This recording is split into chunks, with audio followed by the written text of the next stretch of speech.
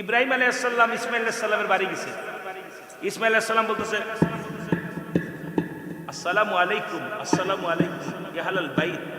ওয়াজটা শোনেন, একটু লজ্জাপতির পাতা একটু বাইটে খা মারা ভিতর কেডা কেডা কেডা। ইব্রাহিম আলাইহিস সালাম বলছে মাগো আমি তোমার শ্বশুর ইব্রাহিম আলাইহিস সালাম। বলছে মাগো দরজা খোলো। বলতে আমার ছেলে কোথায়? বলতেছে বাইরে গেছে। বলছে মা আসেন, ভিতরে আসেন।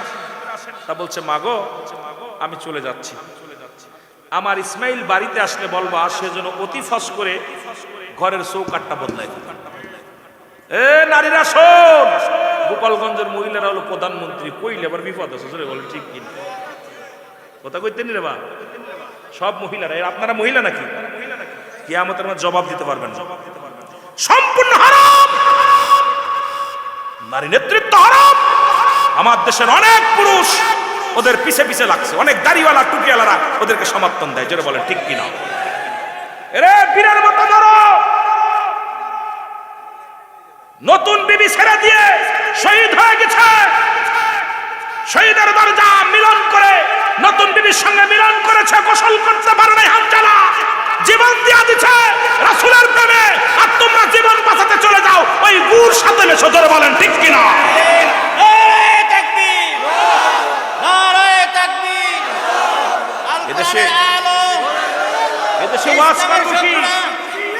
এদেশে ওয়াজ করতে গেলে কষ্ট লাগে। আর এখন আপনারা তাকবীর সকালবেলা তখন আমার ধরবে করে উলামিনটা ধরছে, ঠিকই করছে। সকালবেলা বলবেন উলামিন বাজে কথা বলছে এই জন্য ধরছে, কথা বোঝেন নাই? এর মরণকে বরণ করে নিচ্ছি। যেদিন দুনিয়ায় আসছি জানি আমার মৃত্যু হবে, আর যেখানে লেখা আছে ঠিক সেইভাবেই মৃত্যু হবে। পৃথিবীর কোনো ক্ষমতা নেই আমাকে অন্যভাবে মারা, কারণ আমার রব্বুল আলামিন আমার তাকদীরে লিখে দিয়েছে কোথায় খাবো, কোথায় যাব, কোথায় ঘুমাবো, কোথায় কোন হালাতে মৃত্যু হবে। এগুলো লিখে রাখছে কে? হায়াত মউতের মালিক কে? এর খণ্ডন করার অধিকার কারণ নাই। জোরে বলেন ঠিক কিনা? আরো জোরে বলেন ঠিক কিনা? বড় কষ্ট লাগে এই জন্য কথাগুলো বলি, বড় কষ্ট লাগে। ইসমাইল আলাইহিস সালাম বাড়ি আসলেন, কথা বোঝেননি? ইসমাইল আলাইহিস সালাম এই ওয়াজটা কিন্তু 2 ঘন্টা কাটাতে পারবো না, কিন্তু এত করবো না। আমি বলছি আপনাদের বোঝানোর জন্য আসি, ফাঁকি দেওয়ার জন্য আসিনি। এরপর ইসমাইল আলাইহিস সালাম আসার পর বিবি বলতেছে তোমার আব্বা আইছিল। কে আইছিল? আব্বা আইছিল। তোমার আব্বা? কার আব্বা? তোমার আব্বা। আমার আব্বা আইছিল। ইসমাইল কান্না শুরু করছে। আর অনেকদিন পর আব্বাজান আসছে, আব্বার প্রেমে কাঁদতে সন্তান কাঁদতেছে। আমার আব্বাজান কেমন আছে? ভালো। কিছু খাইতে দিছিলে? না। কে খাইতে দিব? বসতে দিছিল? কয় না। আব্বা চলে গেছে। তা কয় কিছু বইলা গেছিল? আব্বাজান যখন চলে গেছে বলছে ইসমাইলের বিবি আমি তোমাকে বলে গেলাম তোমার আমার ইসমাইল যখন ঘরে ফিরবে তাকে বলবে শুধু ঘরের চৌকাটটা যেন বদলাই ফেলে। আসতে কইবেন না জোরে কইবেন? কি বদলাবে? আর আমাদের আপনার আব্বা যদি বলে যায় তোর বউ তালাক দে, কয় দরকার তোমার বাদ দে, রমুকশেদপুর বাজারে দোকান নেবে। তোর মতো বাবা দরকার নাই, দরকার ঢাকা যে গার্মেন্টসে চাকরি করবো। জোরে বলেন ঠিক কিনা? বউ ছাড়তে পারতাম না, কথা হইতেন নি? এরে মা যদি ছেড়ে দিতে বলে বউ আর 1 মিনিট রাখিস না, বাবা যদি বউ তালাক দিতে বলে 1 মিনিট রাখিস না, কারণ ওই বউয়ের প্রতি তোর বাবা মা সন্তুষ্ট না। ওই বউ নিয়ে যতদিন থাকবি তোর জীবনে শান্তি আসবে না। জোরে বলেন ঠিক কিনা? ছেড়ে দে। পৃথিবীতে বউ পাওয়া যাবে, মা পাওয়া যাবে না। পৃথিবীতে বউ পাওয়া যাবে, বাবা পাওয়া যাবে না। পৃথিবীর মধ্যে এই বাবা মারে কষ্ট দিস না। জোরে বলেন ঠিক কিনা? ছেড়ে দে। মা বোনেরা বড় দিকে রেগে গেছে, ওই জন্যই এই বড়া পড়া হুজুরে কি ডানছে না, বিপদে আসি। আল্লাহু আকবার বলেন না। সকালবেলা ধরলে ইমাম সাহেবের ধরবো, কমিটির লোকরে ধরবো, আমি বাদ। কথা হইতেন নি? ইসমাইল কয় বিবি রে তাড়াতাড়ি গুছাও। বিবি যা যা গুছাও। দেখছেন নি কেমন নবী আর নবীর বেড়া কেমন? বিবি কয় কিতা কর? কয় তালাক। সুবহানাল্লাহ কইতেন নি? 1 তালাক, 2 তালাক, 3 তালাক, 22 তালাক। বিবি কয় কিতা কর? কয় হ। আর আমরা এটি চোট কাট দেখতে গুণ ধরছে না। কিছুদিন পর ইসমাইল আলাইহিস সালাম আবার একটা বিয়ে করছে। সুবহানাল্লাহ বলেন না?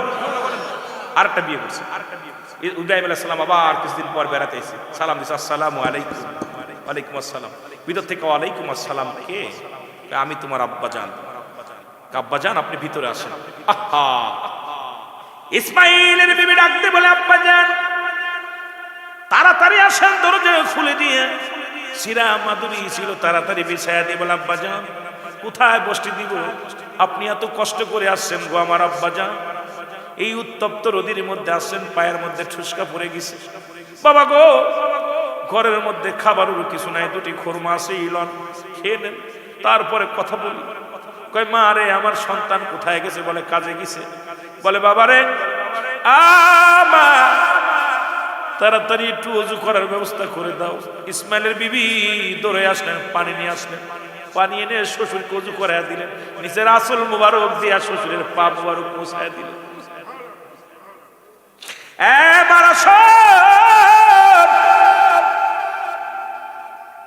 গায়ের ঘামগুলো মুছাইয়া দিয়ে বলে আব্বাজান আপনি এসেছেন, যদি বলতেন আপনার ছেলেরে পাঠাইয়া দিতাম, আপনি এত কষ্ট করে এসেছেন আব্বাজান।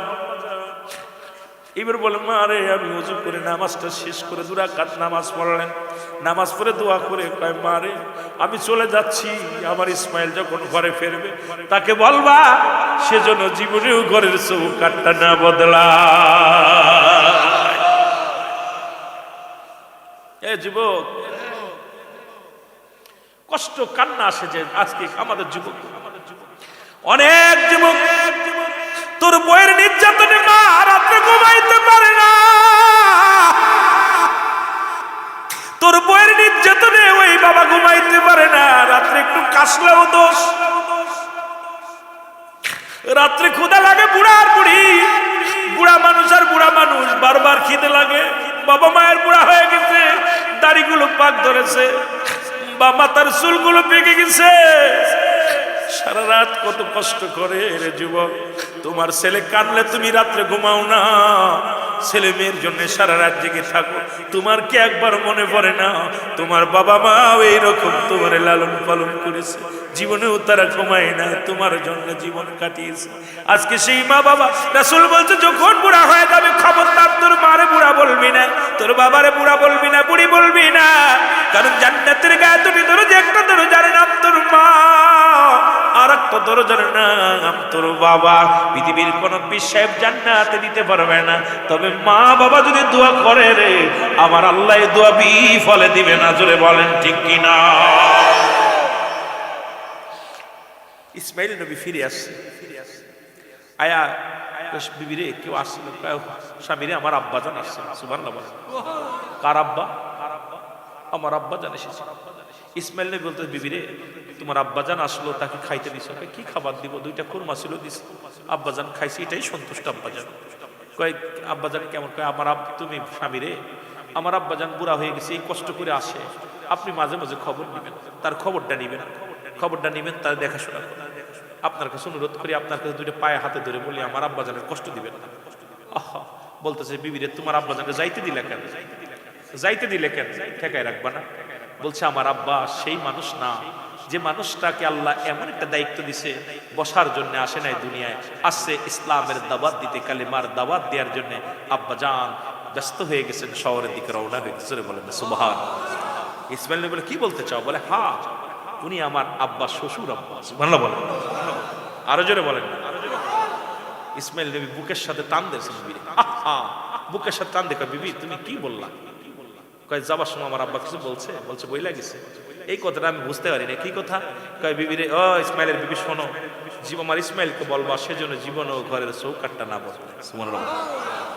ইসমাইল নবী বুকের ভিতরে টান দিয়ে বিবি রে কয় বিবি রে আজ থেকে আমার জন্য তোকে আমার আব্বা বৈধ জায়েজ করে দিয়েছে, তোর জীবন বড় ধন্য যে আমার আব্বা তোর সার্টিফিকেট দিয়েছে। সুবহানাল্লাহ বলেন, আরো জোরে বলেন। যুবক রে আজ সেই বাবা মা আপনারা শুনছেন বরগুনার জমিনে, বগুড়ার জমিনে মাকে মেরে কেটে এরপরে ফ্রিজে, ঠান্ডা ফ্রিজের মধ্যে রেখে দিয়েছে। মাকে হত্যা করে প্রেমিকার জন্য, প্রেমিকারে মিষ্টি বাজারে নেবে, প্রেমিকারে পার্কে নিয়ে যাবে ঘুরাতে, মার কাজটা কাছাইছে, মা টাকা দেয়নি। রাত্রেবেলা মাকে ধৈরা উড়াল দিয়ে হত্যা করে সেই মাকে ডিপ ফ্রিজের মধ্যে রেখে সকালবেলা সংবাদ সম্মেলন করছে। নেটে দিচ্ছে আমার আব্বা মারে পাইতেছে না, খুঁজে এরপরে 2 দিন পরে না 3 দিন পরে পুলিশ এসে ঘর তল্লাশি করে দেখে ডিপ ফ্রিজের মধ্যে মাকে। এরপর রিমান্ডে এসে বলছে, নেওয়ার পর বলছে আমি আমার লেডিসের জন্য, প্রেমিকের জন্য কারণ টাকার জন্য আমি ওকে নিয়ে পার্কে যেতে পারি নাই, এই জন্য মাকে ছিল তার বিদায় করেছে। জান্নাত এত সহজ, জান্নাত এত সহজ না। আপনারা জানেন ওই চট্টগ্রামের জমিনে বাবাকে কত বছর পরে 9 বছর হারিয়ে গেছিল, 9 বছর পরে তারা ফিরে পাইছে। পাওয়ার পর সেই বাবাকে কেটে 5 টুকরা করছে। কয় টুকরা? 5 টুকরা করে বাপেরে রাত্রেবেলা বলছে বাবারে লিখে দিতে। বাপের জমি লেখা টিপ সইতে লিখে দিছে। লেখা নিয়ে বাবা জমিরা কি করছেন, একটা মাঝে বাপ মরে গেলে না গেলে জমি পাচ্ছে না, রাতের অন্ধকারে মাইরা তারে বাস্তায় ভরে নিয়ে নদীর সাগরের পানির মধ্যে ফেলে দিয়ে সাইসির তলায় কলায় কলায় রাখছে। যখন যে একটা মানুষ কথা বলছে না যে আমার আবেগে করছে বিবেকে করে নাই, না কি যেন বলছেন একটা কথা, একটা মহিলা কইছে তার শ্বশুরের মরা দেহ খানা টানি, তুমি গেলা কেন? আমি তো জানি না, আমার স্বামী বাস্তবের আমার বলছে ধরো বাতি ধরো, মোবাইলের লাইট জ্বালা, আমি 5 গেছি। তারপরে দেখলাম বাস্তার ভিতর থেকে টুকরো টুকরো এক যা ফেলতে, কি ফেলো দেখছো? দেখছি আমার শ্বশুরের লাশ, এইগুলো কেটে কেটে ফেলতে। তুমি কিছু বললা না? আমার তখন আবেগ কাজ করছে, বিবেকে কাজ করি। কথা বুঝেননি?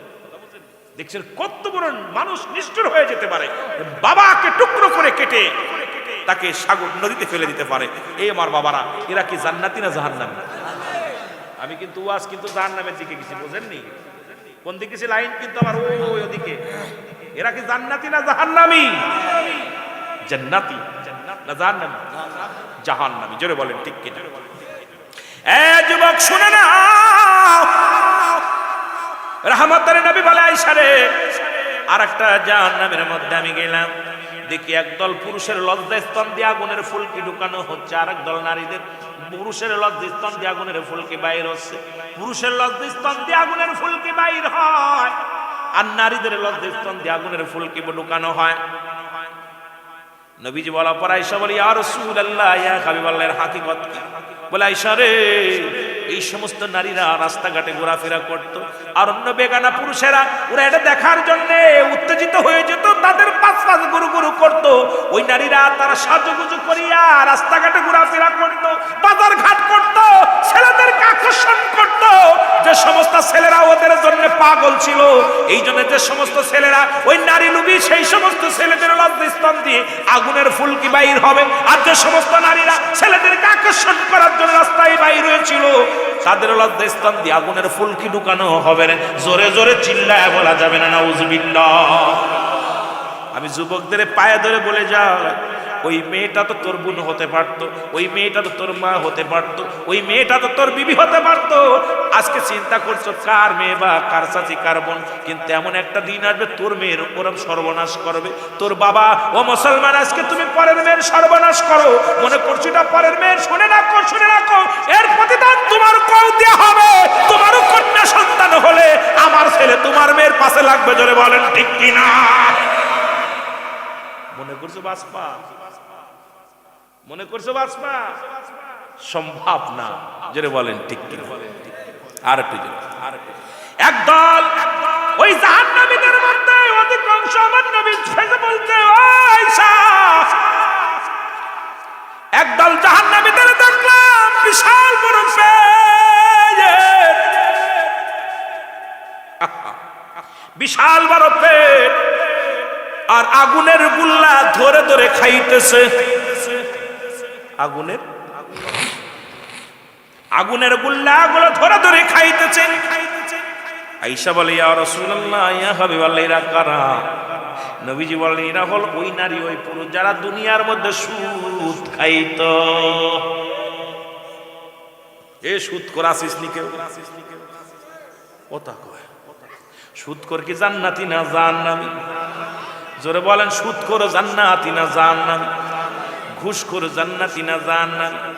তবে আমার মাফে এখন বাংলাদেশের 99% শিক্ষিত সমাজ হচ্ছে ঘুষখোর। কথা কয়। আজকে পুলিশ প্রশাসন বলেন, ওরাও রাস্তায় দাঁড়ায় ঘুষ খায়, অফিস আদালতে যাবেন ওরাও ঘুষ খায়, বিদেশ থেকে ডক্টর ইঞ্জিনিয়ার হইয়া ওরাও দেশে আসে ঘুষ খায়, বিদেশ থেকে লেখাপড়া করে ডাক্তার হইছে, ঘুষ ছাড়া অপারেশন করে না, বড় বড় চেয়ার ধরে আছে ঘুষ ছাড়া সই করে না, বড় বড় চেয়ার ধরে আছে তারা ঘুষ ছাড়া তাদের কলম চলে না। আমার দেশের রিক্সা চালক ঘুষ খায় না, আমার দেশের ভ্যান চালক ঘুষ খায় না, আমার দেশে কৃষকেরা ঘুষ খায় না, আমার দেশের শিক্ষিত পার্সেন্ট মানুষেরা বেশি ঘুষ খায়। জোরে বলেন। আমি কি মিছা কইছি রে? সিয়াদ ধরে আছে। আমার বিবেচনায়, আমার জ্ঞান বলে বাংলাদেশে এখন 99% শিক্ষিত সমাজ হলো ঘুষখোর। কথা বলেন ঠিক কিনা? একজন ভালো আছে। এই সরকার এত টাকা দেয়, এই দুর্নীতিবাজ, এই চোরের দলেরা, চাটুকার দলেরা 80,000 50,000 টাকা বেতন পাওয়া পরও ঘুষ ছাড়া তাদের চলে না। এ হারামখোর, এই দুনিয়াতে হারাম খাবি, তোরা জাহান্নামের হায়ানি পাপের পানি খাবি। জোরে বলেন ঠিক কিনা? আরো জোরে বলেন ঠিক কিনা? ওদিন মানুষগুলো তৃষ্ণায় কাতর হয়ে যাবে, তৃষ্ণায় কাতর হয়ে যাবে। ওই মানুষগুলো কি করবে জানেন? ওই মানুষগুলো পানির জন্য ছটপট করবে, মুঠো হাত উপরে সূর্য উদয় হবে, ওই মানুষগুলো চিৎকার মারবে, মহিলাদের হায়ানি মাছের পানিগুলো দিবে, এগুলো তারা ভক্ষণ করবে, পাছা দিয়ে নারী বুড়ি বাইর হয়ে যাবে। কথা বোঝেন নাই? আমার কথা বোঝেন? এই কথা বলবি না, আমার ফোন দিবি না কেউ, রাত জেমিতে যাই যাক। যেটা বলেন ঠিক কিনা? দরকারি মাহফিল আগামী বাদ, যেটা কোন ঠিক কিনা? এই পাগলগুলো বসেছে, এই পাগলগুলো আর পাবো কি পাবো না জানি না। এই পাগলগুলো যদি আল্লাহ তাদের হেদায়েত দান করে, কার তবে আল্লামা খুদবি রাহমাতুল্লাহ বয়ান করে, বান্দা যখন জাহান্নামের ভয়ে, কবরের ভয়ে যখন খাস তওবা করে, কারণ কিয়ামত পর্যন্ত কোনো নবী আসবে না, কিয়ামত পর্যন্ত তওবার দরজা খোলা, এই বান্দাগুলো যখন খাস তওবা করে আল্লাহ বলে ডাক দেয়, আল্লাহ তার দরিয়া দরিয়া গুনাহ মাফ করে দেয়। আরো জোরে বলেন না, আরো জোরে। সুতরাং আজকে কোন পাগলটা বসে আছে? আমার যুবকগুলো দেখে মজা লাগতেছে। আজকে আমি এমনি বাস্তববাদী আলোচনা করি, যুবকদের নিয়ে আলোচনা করি আমি বেশি, কারণ আমি বাস্তবকে বাঁচানোর, দেশকে জাতিকে বাঁচানোর চিন্তা আমার ভিতরে দাঁড়া। যত ওয়াজ দেখবেন সবই দিয়া, কেন আমার কান্নার ওয়াজ ছাড়া আমার মজা লাগে না, শান্তি লাগে না। নবীর প্রেম, ইশকে রাসূলের আমলের ওয়াজ ছাড়া আমি আলোচনা করি না। আমার জীবনে রাজনীতি আলোচনা, ওই প্রেক্ষাপট এগুলো নিয়ে আমার দেখার সময় নাই। তবে হক কথাগুলো বলে যায়, এটা চিরন্তর সত্য, তিতা লাগবের মধ্যে কোনো সন্দেহ নাই। জোরে বলেন ঠিক কিনা? আরো জোরে বলেন ঠিক কিনা? আমার বাবারা, নবীজি ওই 7টা জাহান্নামের বিবরণ দিতে লাগছিলেন, আর আম্মাজান কাঁদতেছিলেন যে আমি জাহান্নামে এইগুলো দেখে আসলাম, এই জাহান্নামে এই অবস্থা। জাহান্নামের গেটে থাকবেন জাক্কুম নামে কাঁটাযুক্ত গাছ। কি গাছ? জোরে বলেন, গাছটার নাম কি? এই গাছটার কাঁটা হলো বেলের কাঁটার মতো, এটা ধরে মানুষ খায় গাছ, নাম শুনছেন না? জাহান্নামের গেটে থাকবে এই গাছ। আবার জান্নাতের ভিতরে একটা গাছ আছে, সেই গাছটার নাম জানেন? সিদরাতুল মুনতাহা। এ মুসলমান, বড়ই গাছ। সুবহানাল্লাহ বলেন না? এই যে আপনাদেরকে মরার পরে বড়োর পাতা দেয়, আপনাকে হাকিকত জানার দরকার না? ইমাম সাহেবের জিজ্ঞাসা, ইমাম সাহেব আপনি তো বড়োর পাতা দেন, বেলের পাতা দেন, এর হাকিকতটা কি? ইমাম সাহেব কইব ওই আর কি, ইত্যাদি ইত্যাদি। শোনেন বাবা, নবী যখন মিরাজ করলেন, ওই তথ্যগুলো আমাদের জানার দরকার। মিরাজ করার পর নবীজিকে নিয়ে রাখলেন ওই গাছতলা, বড়ই গাছতলা, আর জান্নাতুল মাওয়ার তার গেটের সামনে গাছটা লাগানো। নবীজি উপর মুখ তাকায় দেখে ভালো বড়ই ধরে রয়েছে।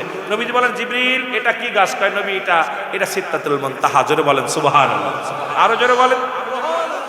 নবীজিকে বলেন, হুজুর যারাই জান্নাতুল মাওয়ার মধ্যে যাবে তাদেরকে এই ফল খাওয়ানো হবে, এই গাছে কোনো কাঁটা নাই, এই গাছ কাঁটাযুক্ত গাছ। এই জন্য আপনাদেরকেও বলি, প্রত্যেকের বাড়ি একটা করে বড়ই গাছ লাগাবে। সুবহানাল্লাহ বলেন না? বড়ই গাছ দেয়, এই গাছ ও গাছ ভালোবাসেন, বড়ই গাছ ভালোবাসেন, কারণ জান্নাতের মধ্যে বড়ই গাছ আছে। কি গাছ আছে? আবার অনেক অনেক তাফসীরকারকরা বলছে এটা বড় একটা নহর, কেউ বলছে বিশাল একটা নহর। এই সিদরাতুল মুনতাহার শব্দের অর্থ, শাব্দিক অর্থ দিয়া বলছে এটা নহর বোঝাইছে, কিন্তু এটা শাব্দিক পারিভাষিক সব অর্থ দিয়া আমার নবীজিকে নিয়ে রাখছে বড়ই গাছতলা। সুবহানাল্লাহ বলেন না? নবীজি আয়া বলছে, এইবার মরার পরে বড়ই গাছের কিছু আশা করে কিছু বুড়োর পাতা দেয় মরানোর পরে। সুবহানাল্লাহ বলেন না? এই জন্য দাদু ভাই, অনেক ওয়াজ কি শুরু হয়েছে বাবা, আবার কি কইছে, এগুলো তো আমি পারি না রে ভাই। এটা কিতা কোন রে বাবা, হে 12:30 বাজে গেছে, আপনারা এখন বলেন কি কথা? বিশেষ করে আপনাদেরকে আমরা তাবারক আছে, তাই না? সুন্দর তাবারক করছে আমার ভাইয়েরা। আর বিশেষ করে আপনাদের কি বলবো, আর এই জাহান্নামগুলোর বিবরণ দিতে গেলে অনেক আলোচনা। আর জান্নাতের গায়ে একটা গাছ, জাহান্নামের একটা গাছ। জাহান্নামের গাছটা হলো জাক্কুম নামে কাঁটাযুক্ত গাছ। ওই জাহান্নামের পাশে যারা যাবে